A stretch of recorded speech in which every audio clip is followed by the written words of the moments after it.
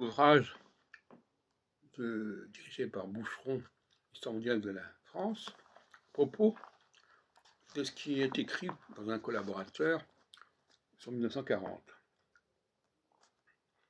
La France libre, née en Afrique équatoriale. Alors, astrologiquement,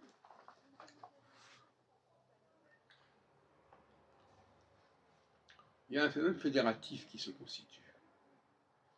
C'est-à-dire que, progressivement, pendant les premières années,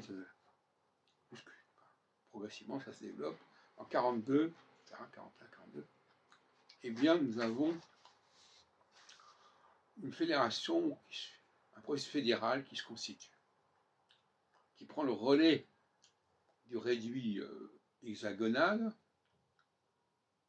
et qui va englober différentes entités africaines qui seront le fondement, l'appui majeur de la France libre, comme écrit l'auteur de ce texte qui s'appelle Éric Jennings.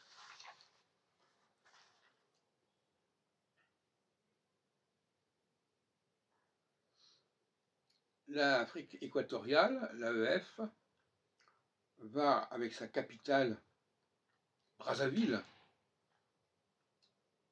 va progressivement rivaliser avec Vichy, quelque sorte.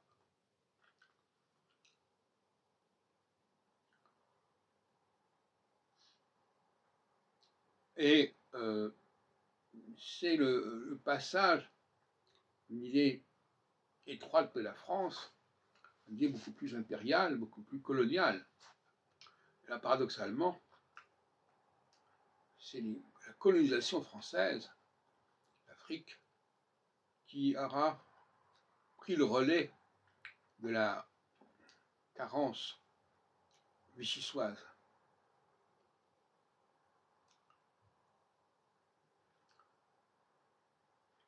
Car si la France a